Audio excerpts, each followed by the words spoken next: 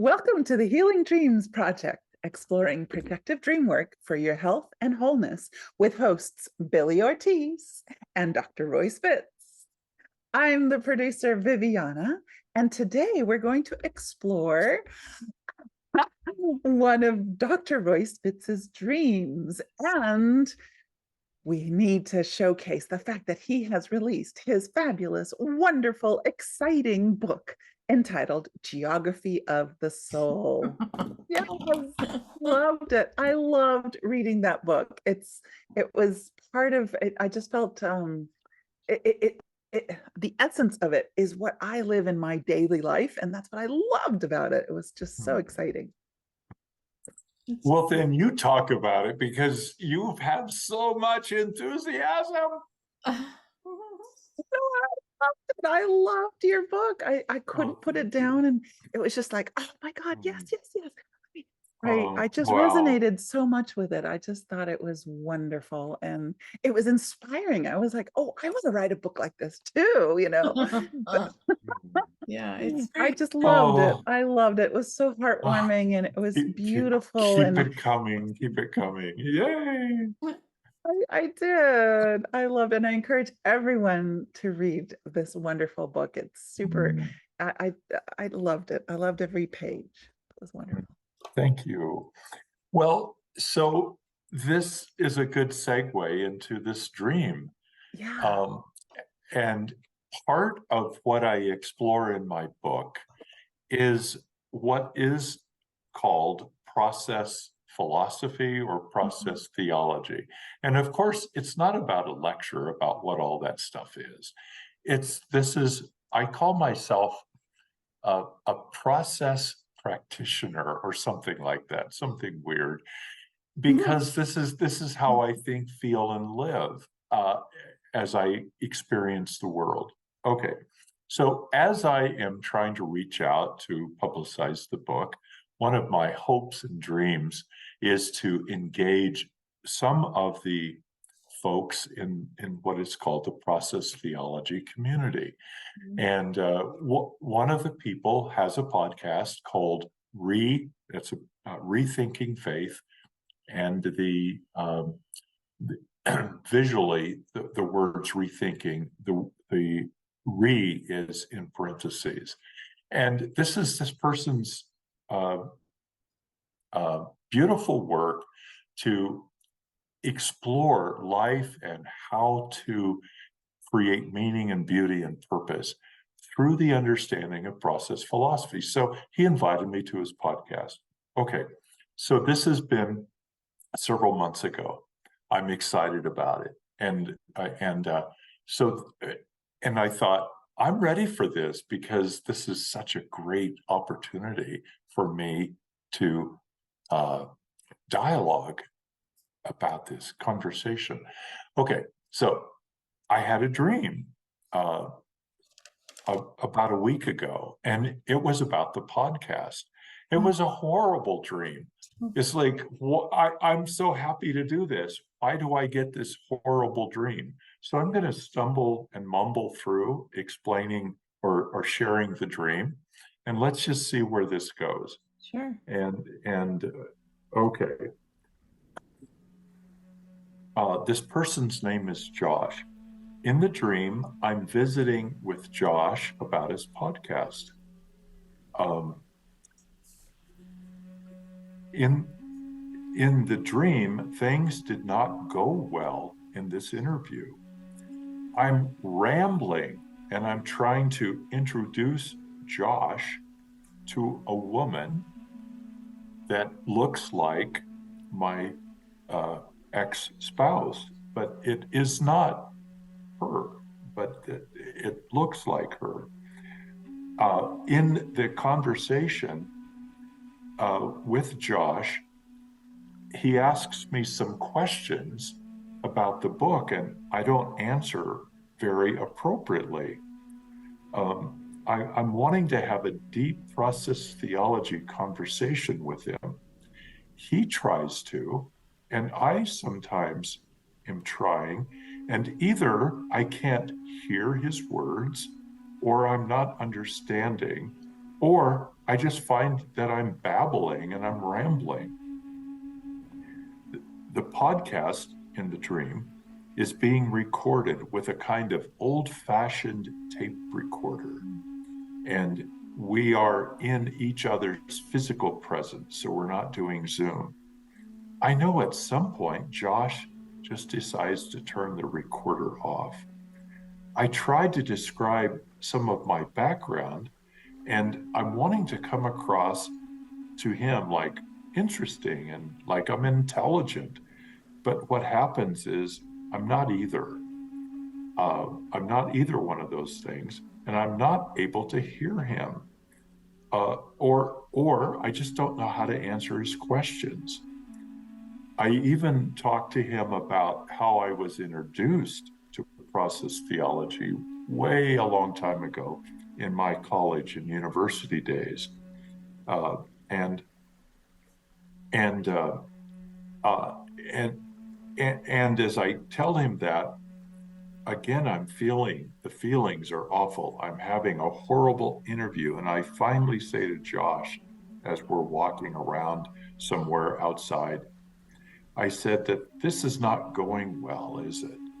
And he breathes or sighs, and he's and I said, Josh, you can just turn the recorder off.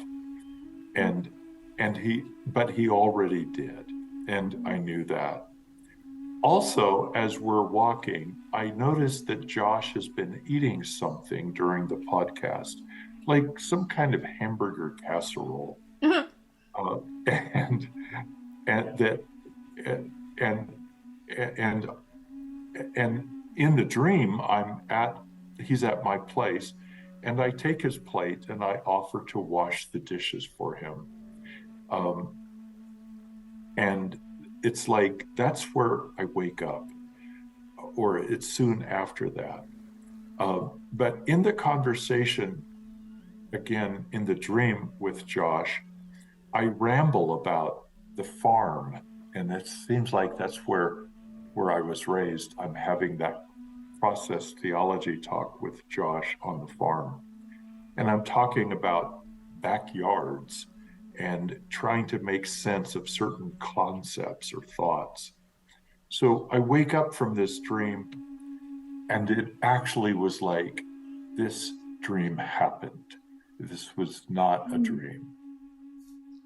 Wow. Like it really was me and Josh trying to do the podcast, right? And it was a horrible experience. Yes. It took me, a few seconds of being awake to realize, oh, thank you. This is not a waking life event. So tell us about Josh. Josh, as he shares on his podcast, that's all I know of him. I don't think he's 30 yet. If he is, wow. he's youngish in his 30s. Okay. He, as I understand it, has gone to seminary, and he was raised in what comes across to me, and I think he says this a lot of times in his podcast, a very fundamentalist, narrow Christian theology. And he pastored at least two churches over the years, or was on staff of two churches over the years, maybe larger churches, and he was maybe the senior pastor or not, I don't remember. And he had horrible times with those, because in his own soul searching, he was clashing with, the old traditional theology and the leadership, and it ended up being bad. And he, I don't remember how, but he kind of ran into somebody that knew process philosophy and theology, and that has wonderfully changed him, because he has a sense of, oh yeah, life is expansive and challenging and beautiful, and how do we create meaning and beauty and purpose with this? He also is a brewer, and he loves to brew beer. Uh-huh. So he is a part of a process theology Huh. group of people that I forget what their title is, but they drink beer and talk theology, and it's just, very old world kind of It's like the experience. monks did that. Right, Lots right. of monks did Yeah. that. Yeah. And he's passionate about his beer and his theology. And he's interviewed some very well-known theologians. And Josh, he sounds young, and he doesn't try to have a lot of pretense in his Mhm. presentation. This is just natural conversation stuff. And it's like, the more I listen to him with his guests, it's like, I really respect this Yeah. approach. And so I'm honored to be a part of it. So So, that's all I know about him. I know he lives in Baltimore area. so since I don't know what it means, how would you describe process theology? Okay, so Alfred North Whitehead was a mathematician in the earlier part of last century. And he also was, and he taught at, I believe, Oxford for a number of years in mathematics, and then he moved over to philosophy, if this is correct. He became well known for his philosophical meanderings, and he wrote a bunch of books, and one is called Process and Reality. Mhm. Okay, so he's one of the few philosophers that refuses to dismiss the possibility that there is an entity that we sometimes, call God. He has a metaphysics that makes other more mainstream philosophers and philosophies very uncomfortable. Mhm. And he says we have to be open, we have to keep learning. And one of the things he was drawn to in some way is a sense of Buddhist philosophy, Mhm. and also appreciating, I don't know his own journey, but he had a deep appreciation for how he understood the life of Jesus. Mhm. and okay, so process philosophy has as a core that the world is always in creation and has always been in creation. I Mhm. mean, Earth may not have always been in creation, yet the universe or universes have always been in creation.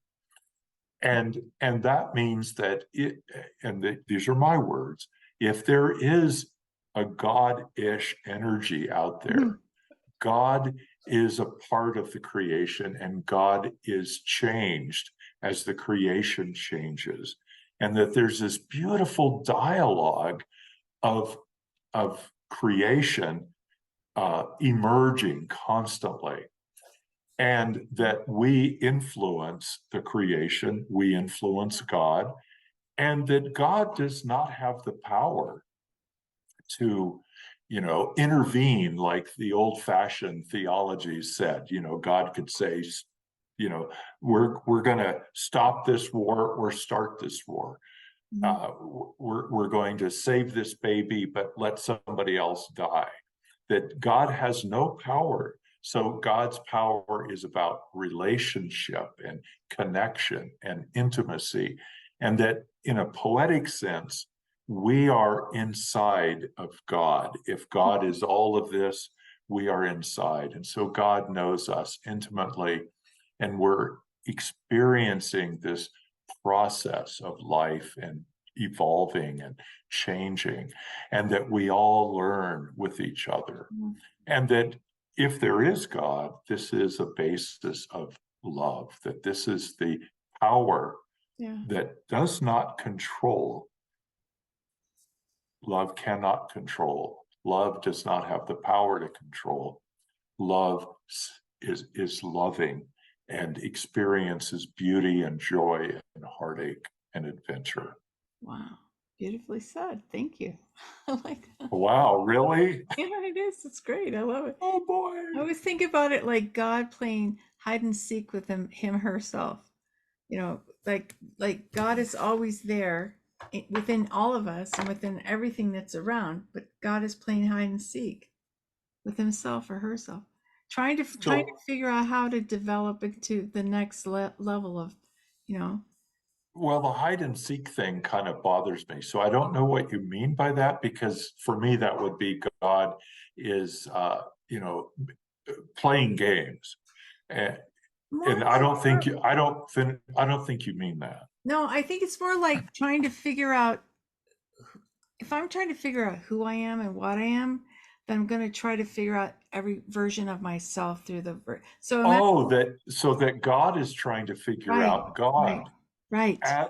with us, Yes. as we are trying to figure Yes. out in a microscopic way who we are. We're all doing Oh, it. We're all doing yeah. it all the time. Yeah. We're all trying to Yeah. figure out who the hell we are and what size and shape we are and what is unconditional love, what is love, and what is the true essence of compassion, because we have to experience it in so many different ways. So I think God is, in my version, I don't really like the G word so much, but Right. Thank you. the creator, whomever that might be, man, woman, version of the creator, All of the above. it is trying to figure out who they are through the experience of all of us and everything, all creation, every dog and wildebeest and duck and butterfly and human child, Bacteria, yeah, anything, everything. COVID. It's like Right. a version of figuring out, how does this all work? How many forms can I take? How many ways can I stretch myself to figure out what my identity is? What makes me what? So part of what I hear you say, in my words, is God is mystified. As being the great mystery, God is also mystified and is seeking to discover and explore and is full of wonder. Yes. Yeah, and just as we are, we're this little microscopic aspect that, and I want to say again, metaphorically, we are inside of God. So it's this, rolling stuff. And I saw Viviana wanted to say something a second ago. Go for it, Viviana, please go. I love this dream because I resonate so much with it. I've had dreams very similar to this. As an artist who is needing to self-promote, needing to get the word out there about something that I just birthed, and this incredible creativity that needs to be seen, it needs to be valued, and so if this were my dream, I can't hear the question right, and I'm not understanding. I feel like I'm being very self-critical. Right. I'm rambling. I'm not answering the question right, and You got it, girl. and I You got it. I try to be of service. Okay, can I wash your plate, just to alleviate the tension of this extreme anxiety, which I'm feeling at the same time. As I said, God is love, the creator's love. I am love. I am the creator. God is power. For me, this dream is telling me, if I were to have, it is reminding me that I am God. I am power. I need to embrace, instead of taking the insecurity and focusing on that and letting that rule my world, I need to remind myself, God is power. I am power. I am creating. I am the love. This is my creation, and it is powerful. I need to, I would just use it as a possibility of diving into the words "I am power" rather than "I am feeling powerless." Mm. Wow. Nice. Golly, V, I got a bunch of chills on that. Yeah, like the dream is opposite of, the feelings is opposite of what is the truth, which is I am powerful. I can hear. I loved how in the projection, I as you were sharing, it's like I somehow that just made sense that I couldn't hear in the dream. And say that again. What was that about in your projection? Well, I have had very similar dreams where I can't find Mhm, the stage, because in my case, I'm performing, and and in this case, I'm not, in this dream, I'm unable to hear the question. I'm self-criticizing, going, I feel like I'm rambling. I'm not mhm, sure of what I'm saying. I'm not sure if I'm mhm, making sense, and mhm, using the old-fashioned tape recorder reminds me of Mm. there is something, an answer in the past that I need to get recorded, that I want recorded. And I wonder also, by bringing up my ex, I'm wondering if there are aspects of that with my relationship with my ex that made me feel powerless, or mm, what part of that mhm, relationship Mm. wasn't supporting my power or wasn't making mm, me feel empowered. mhm, mhm. Yeah. Zing, zing, zing. Okay, okay. That's good. Yeah, thank you. And so as to, I'm going to stutter here. In my dream, I'm aware everything in my dream is a projection of me. Okay. And I want to underline that if my ex-spouse is in the dream, this is not about my ex-spouse. This is about how I might have limited myself, and I projected that upon my spouse at the time. And it's like, thank you for confronting me with that. And damn it, it's like, what did you tell the truth for, Viviana? It's, Mhm. because it's like, okay, I have to own that. And it's like, thank you. Thank you. Everything you said really makes sense to me. And how I don't own my power. Mhm. I don't own it. I often hand it over to others, at least. And that's the old thing, the old tape recorder. It's like, you know, in my younger times, probably about that era, I was giving away my power a lot, whether it was to my spouse or my church, my God in quotes, and my sense of self. It's like, wow, yeah, Mhm. thank you. And I love that you have this identification with your own, dreams of being on stage. I can't find the effing stage. Where did it go? Who am I? I can't hear. I can't talk. Mhm. Right. Oh, wow.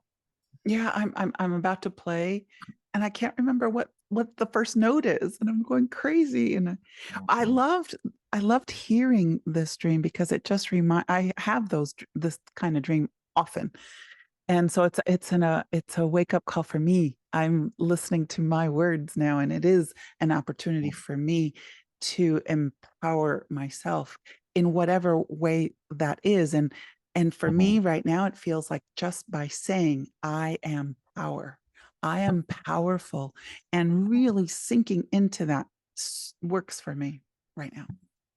Yeah. Wow. Well, very inspiring in my heart. Goosebumpy. Thank you. Yeah. Yeah. Yeah, so a lot to do with identity because when I put myself out there into the world, and we live in such a unique version of the world now where so many people can broadcast their thoughts and ideas and podcasts. There's thousands and thousands of podcasts about everything you can imagine. So there's some part of me when I say it's been a horrible experience and that didn't go well with the podcast, I'm thinking, oh, okay, well, what I was trying to project out into the world, I don't feel comfortable about it. So there's some part of me that's still trying to find my identity. What do I ascribe to? What makes me who I am? Just like when I learned process theology, it told me more of who I was instead of the way I was brought up with the strict versions of it. Yes. Go ahead. But why is the Ray and the RE in quotes? That's what I wanted to know. Yeah, I don't know. I'll have to ask Josh about that. Well, and so my projection is that this is a way that when we say thinking faith, that thinking faith already has its boxes. Thinking faith, that's a box. There's 1,000 boxes about faith. And Josh is inviting rethinking because in his story, he is constantly rethinking, and he's had some, difficult anguish moments, long periods. And so he is rethinking his journey as we all are. If we're going to have integrity, we carry this I said process, this need to rethink, reevaluate, reframe, reform who we are. So I know you and I both are very close with Jeremy Taylor when he was alive. We did a lot of work with him. And one of the things I remember so clearly, he never liked the word faith. Do you remember? Oh, no, I don't remember that. That's fun. That's really cool. I like the word faith. Good. Because faith means that I have to believe in something that I don't even know that's there. Okay. But he also talked about hope. So to rethink faith into hope. A whole different kind of thing. Because faith has been in my version, and I think in Jeremy's version too, has been sullied with this idea of like people who blow themselves up on buses and things, and that's their faith. Like, I'm gonna just strap myself with dynamite and go into a restaurant and kill a whole bunch of people along with me. So faith is a different kind of word. You know what I mean? There's a place where it has to be suspension of belief. So it's a hard road to walk, but I understood what Jeremy was saying when he never liked that word when anybody used it. I never used it, but other people, he would say, I don't know about that word faith. I don't remember that about him, and it makes sense about what I do know about Jeremy. And just for our listeners' sake, if they haven't heard about Jeremy Taylor, he is a Unitarian minister, had a deep had deep theology, studied deep theologies. It doesn't mean that it's the rigid theology that we sometimes associate with the word theology. He had a very expansive understanding of the world and worked for justice and love and compassion in everything that he did. Okay, and so when you talked about how faith gets distorted, or the word is not a healthy word, right? I also thought of my experiences of faith and other in the fundamentalist circles and conservative circles. It's not just people blowing themselves up for faith. It's also getting on TV for faith, and it's controlling others for faith. It's gay, anti Right, this. right, It's right. very, yeah. And so that would make sense that Jeremy is uncomfortable with that word faith because it's asking us to believe something. And yet, for him and you, evidently, hope is a nice substitute. This is what I am living to express. I have hope. Yes, I have hope. And I can say I believe, I believe in something, but Mhm, faith is different because faith mhm. suspends something. There's a suspension of Yeah, that's some kind of, interesting. Mhm, right, some suspension of what I think is reality. It's like goes mhm, beyond into like, mhm. I don't know. It's talk about theology. That's where I would start. It's like, what does that word Yeah, mean? It means yeah. so many different things to so many different people. So I don't know, this rethinking of, Well, I'm not uncomfortable that I know of anyway about the word faith. And right, it really helps me to hear your discomfort because it invites me to, question and wonder right, what are those uh, definitions. right. I saw Viviana wanting to say something. I wanted Please to go invite ahead, her again. Viviana.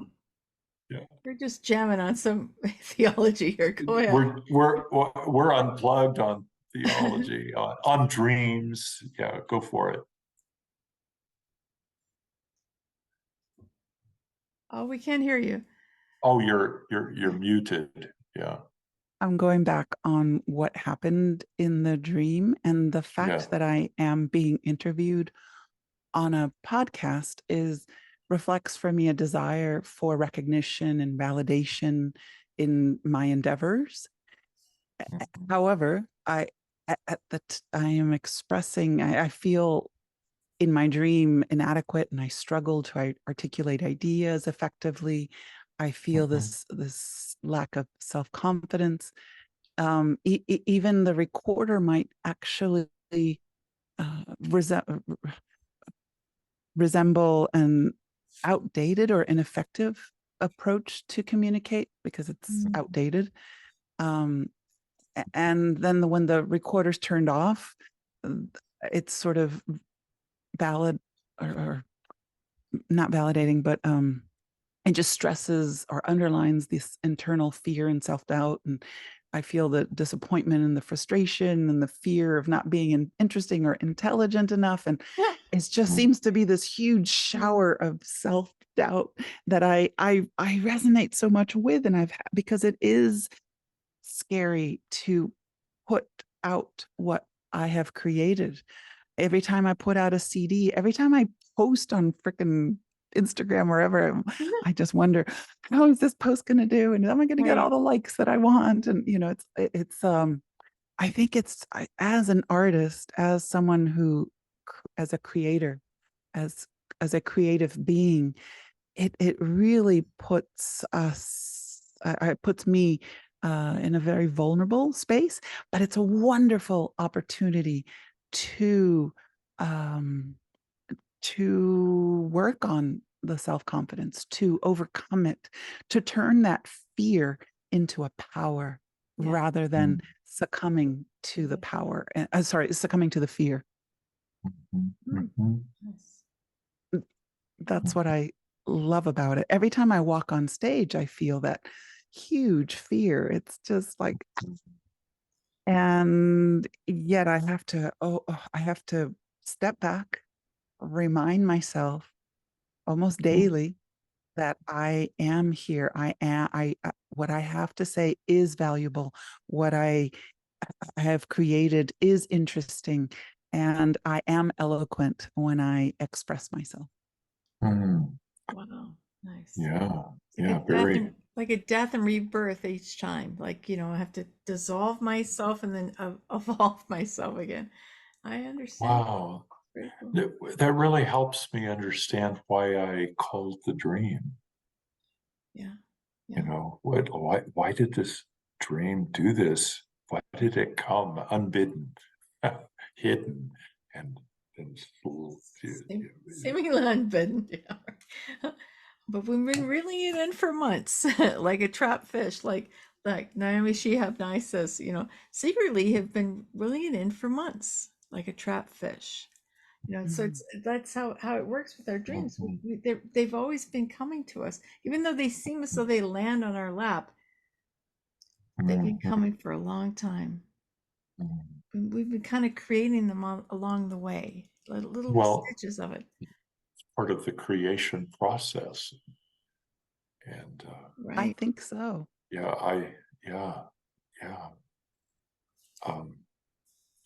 I just wanted to highlight what Viviana is talking about in relation to Viviana's, your career, your profession. I would encourage the listeners to go to viviana.org and find out what it is you're talking about, being on stage around the world and teaching and Yes. being expressive and how in my dream I feel so powerless, and this is what I need to own is I am powerful, not as ego. I'm powerful for self, for capital S, for the self of the world, Right. for the self of others, for the beauty of music and creativity. This is part of the energy in my dream that I'm joining. And I need to own this beautiful adventure. Yeah. Nice. Very nice. Wow. Yeah, very well said.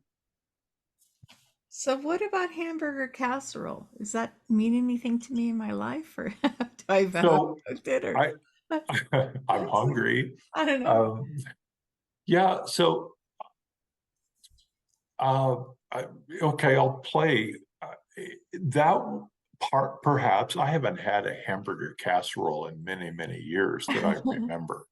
And when I was a kid, my mom was an amazing cook. She could throw a meal together in moments with a score of people showing up at the farm. But a hamburger casserole would represent for me some of my younger times in life, and also the idea of comfort food. Yeah, I was going to say comfort food. It would be for me. Yeah. But I haven't eaten a casserole that I know of in years and years and years. So interesting that the dream would take the trouble to mention that, though, because it could show me anything he wants.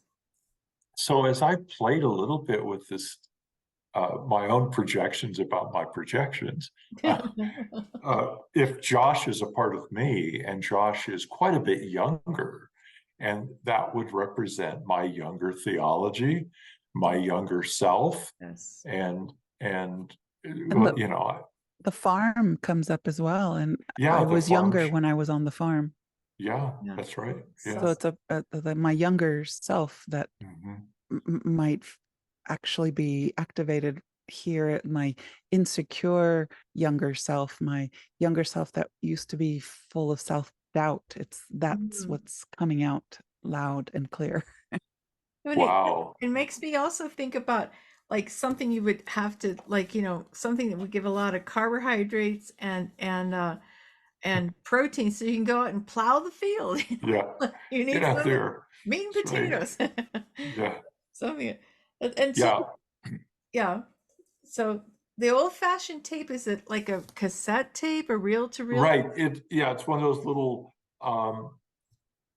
without clearly having the actual image. What I remember is it was a reel-to-reel or maybe a cassette, but somewhere in that, but it was a portable one. Right. See, because I was imagining reel-to-reel for some reason, because I was thinking, oh, now that's way, way back. Because to me, cassette, I still have cassettes. I still own cassettes. I still have a cassette player in my car. Don't admit that. I know, it's so weird, but to me, it was like, okay. Do you have VHS tapes? Do you have eight? Do you have 8 tracks No, no somewhere. 8 tracks, but I have VHS tapes. But I never watched them, but they're in my house. I've given rid of a lot of them, but the whole point is I'm trying to think about, old-fashioned tape recorder for me is the really old-fashioned with the reel-to-reel. So, and so Mhm. does it feel like it kind of morphs between the two of them, or like, Oh, I have no idea. I don't notice that at all. yeah. I remember when I was in my teens, uh, I did have a small, it was a portable reel-to-reel thing. And actually, I was about 14 because I recorded a news item, Oh, to be cool. I recorded a news item yeah. off of the radio, off of my little transistor.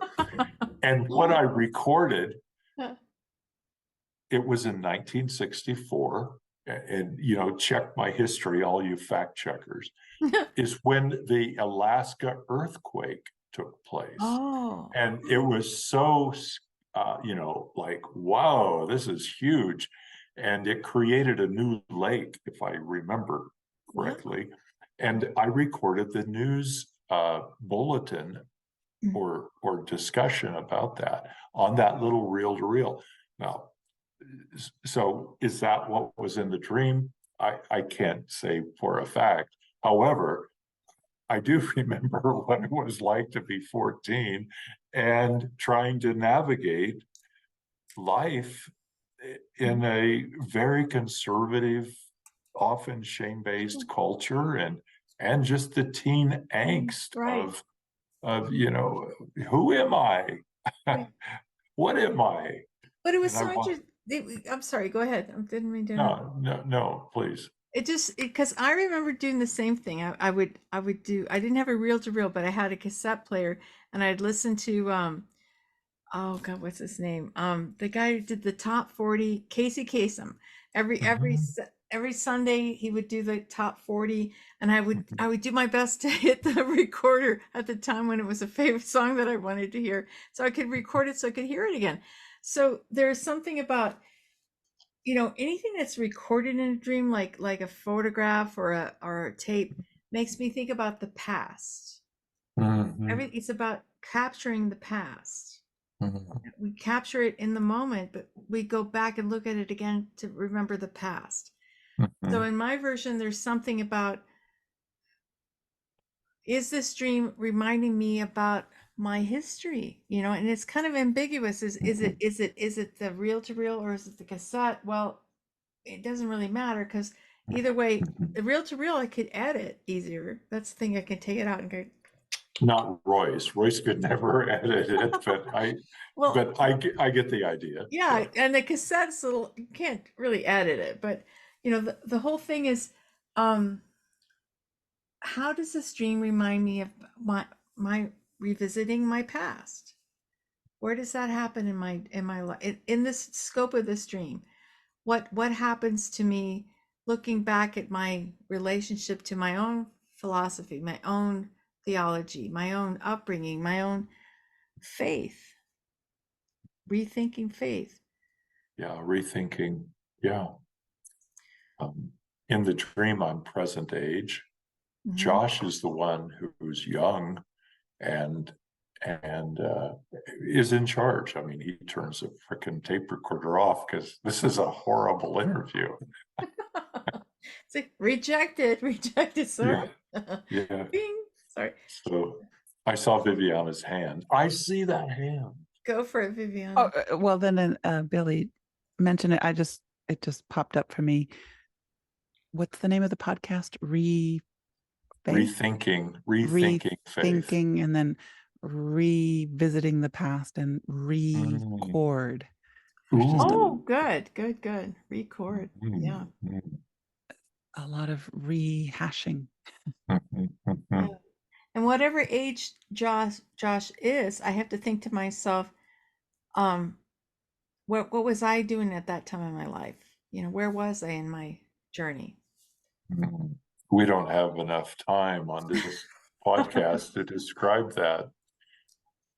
And if I were in my late 20s or 30s, I was pastoring a church Mm. and rethinking faith in the process, and wanting to be cool, wanting to be a new kind of minister, a new kind of pastor, and having lots of conflicts that had not yet materialized into thoughts, Mhm. or and yet I was doing some clinical training in chaplaincy, which is a deep rethinking process. So it was, uh, wow, that does take me back. Which might be why my dream chose Josh at his age to remind me of that time in my life. Mhm. Yeah. Right. I'm imagining Josh's own versions of some of what I went through. Mhm. His sounded ultimately more harsh in their conclusion. Well, I've had my own harsh experiences, so he's had a different kind of harshness. But yeah, and the courage to try to keep, rethinking and keep going. Wow, power. Mhm. Yeah.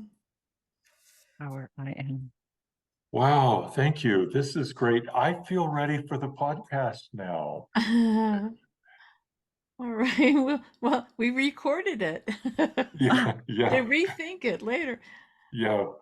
Well, and I'll say this, in the recording process, I'm open to us keeping this as a recorded podcast for our podcast.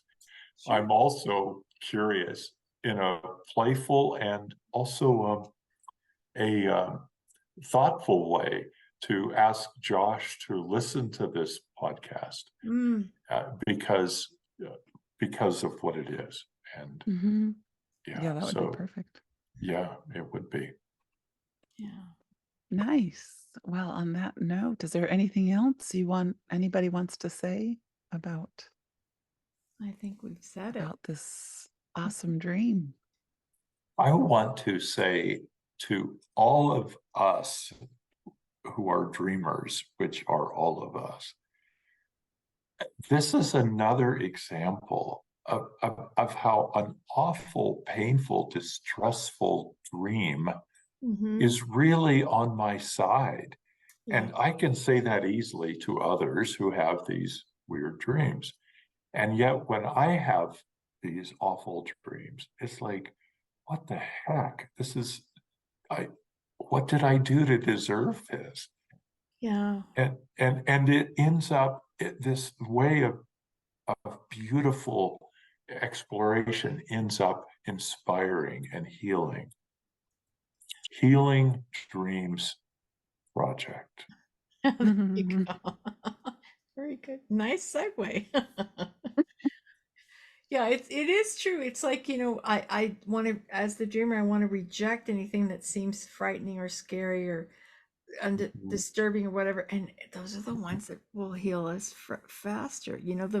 Like Von Franz said, she goes, that dream that you don't want to write down, that is the dream that will heal, that will grow you the fastest. It's like we have to understand that it's trying to get our attention. It's trying to like wake us up and say, hey, here, pay attention. Louise von Franz. Marie-Louise von Franz. Right. Can't do a very good German accent, but she would say like that dream that you do not want to write down. That's the dream that will grow you the fastest. Well said. Thank you. Yeah. So, Dr. Royce Fitz, can you tell us about roycefitz.com? No. Oh, why not? Come one, come all to roycefitz.com. Spiritual counseling, open-hearted soul searching, and dream work.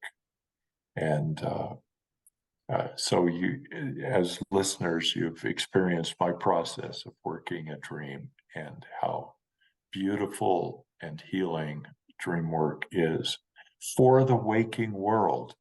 The dream doesn't come. It's just, to fill up the night. This is for our lives and our evolution. So thank you. Oh, your dream helped me figure out my dreams that are similar. So it's for all of us to heal. Thank you. Very inspiring. And wakeuptoyourdreams.com. Yes. What's going on there? That's, hey, we've got groups going on all the time, and I've got private sessions, and I'm going to start another round of dreamworker training soon, probably later in the year. Right now, there's also a retreat that's happening here in Boulder, Colorado. One of the few in-person things that I do. It will be retreat number 32, I think. I've been doing these for over 20 years, and that'll be in Boulder, Colorado at Peaceful Meadow Retreat here in Boulder. And look at my website, wakeuptoyourdreams.com. Fabulous. Well, you, the listener, be sure to subscribe. How about Viviana? Oh, it's coming. Oh, okay. Sorry. Well, I can be reached at viviana.org/magic for dream work, or I do in-person dream work and here in my community, and also tarot and astrology, and I'm a sound healer.